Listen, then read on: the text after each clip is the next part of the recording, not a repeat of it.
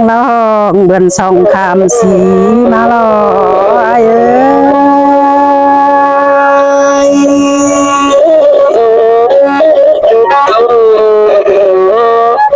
เนี่ย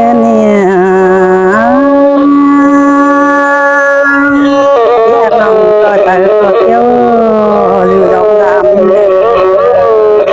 ลาเนื้อ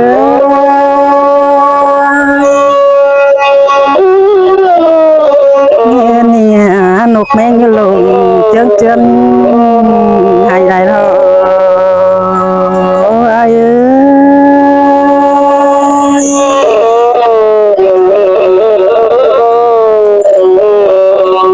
เนี่ยนกคือหนังตาไม่หล่อมาเจ้าวันลายละหล่อลานี่เง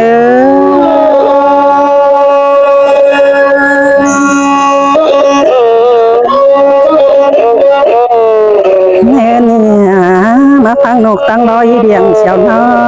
งอยากน้องตั้งไก่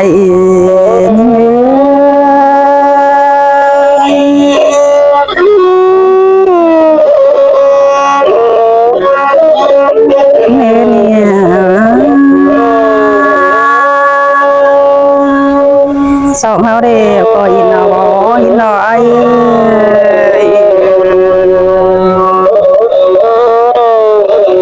เฮาเด้ก็จะเอาเลยน้องแต่งไอ้นี้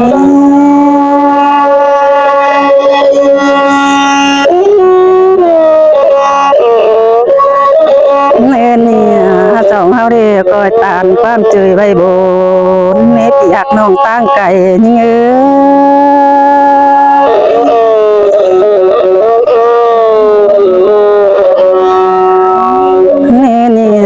คนยิ่งเตะบนใจราจิโตใส่เฟืองนำเทลอลานเงื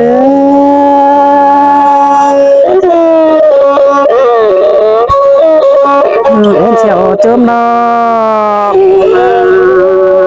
ปองบุญอายรอ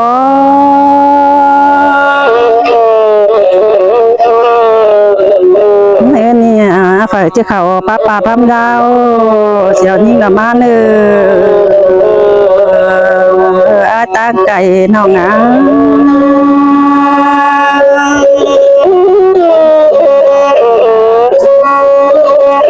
nên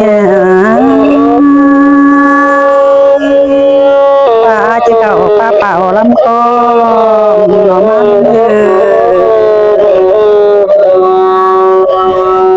bà pi và chiếc khẩu ba hòm ba im xẻo nhưng là mai ai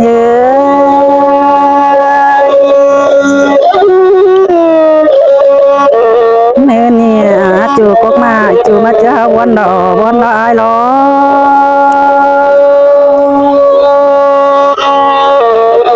có men cái lồng mà tiếng cháu hay hao còn lại hay rồi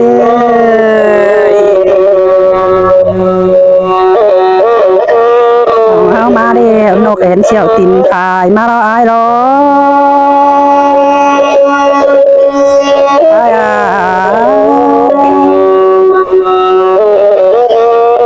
อยากน้องตั้งไก่นี่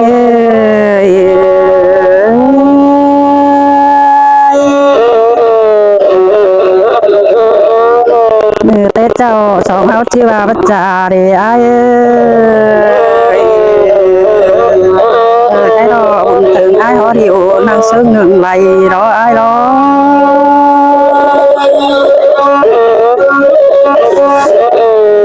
nên nhà pi trên đà quần nó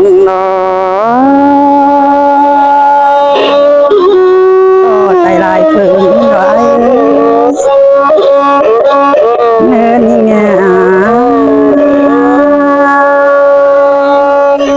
song hao coi ta cày xèo non hà tuần bó máy chồng phà như nhảy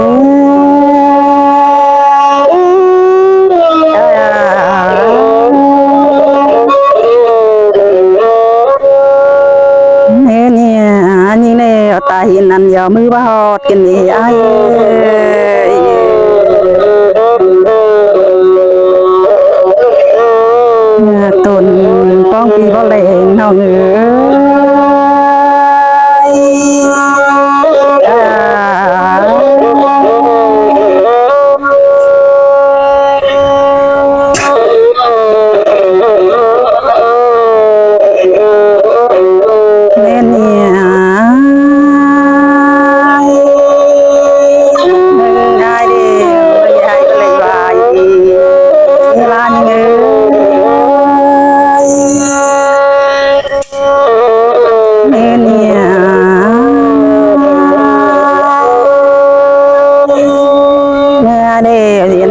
เล่นลอม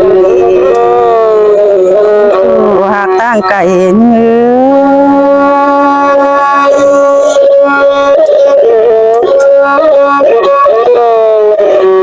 อเนี่ยมาพังเสียวนี่เนื้อนกตัวพี่เบา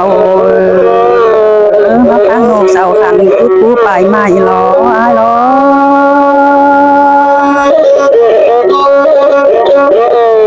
เนี่ยสองเขาเนี่ยหายเก่งตกสั่งเนื้อตกแต่เดี๋ยวเขาจะตกไล่ขิงเด็กปีเด็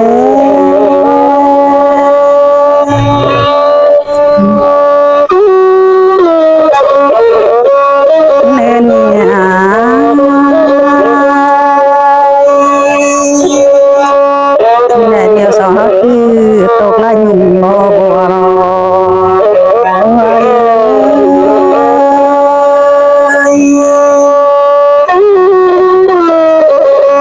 เนี่ยไปได้เป็ดสองไหลตอนนี้นะมาเนื้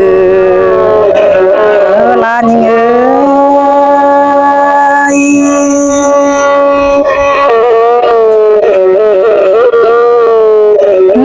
ยไก่สองหัวตอนนี้นะมาบุญปันเนี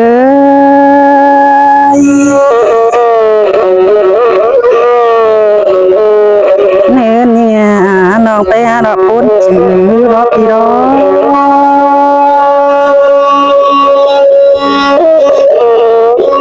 รถหักเงย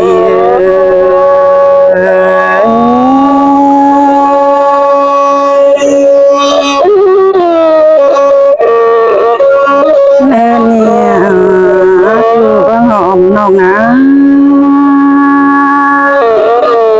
บ่ได้สองเขาจะได้กินบ่เสียวาหรอ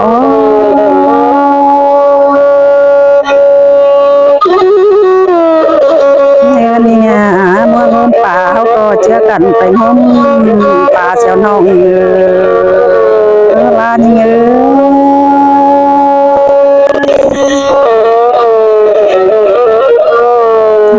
เฮ็ดตุนสักจอมบายให้สองเครื่องนี่เราไอ้รอ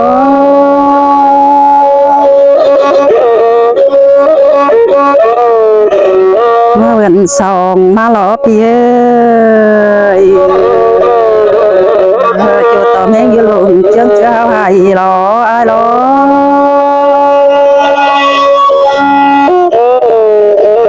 เนี่ย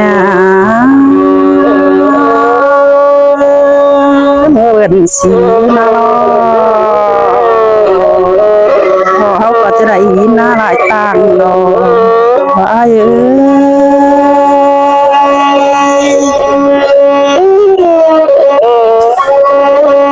เนี่ยไปหาดอกปูนเนา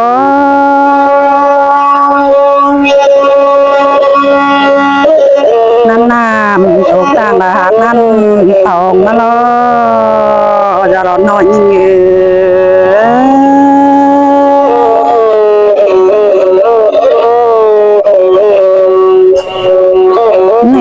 ยยิ่งเตะวันจะไรจะร้อนเขียนเต็มหน่อยพูดไหนรอ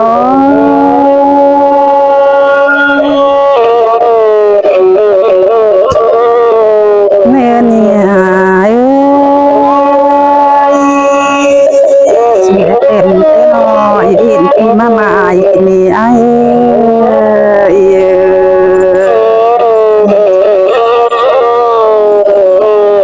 เนี่ยน้องไปหา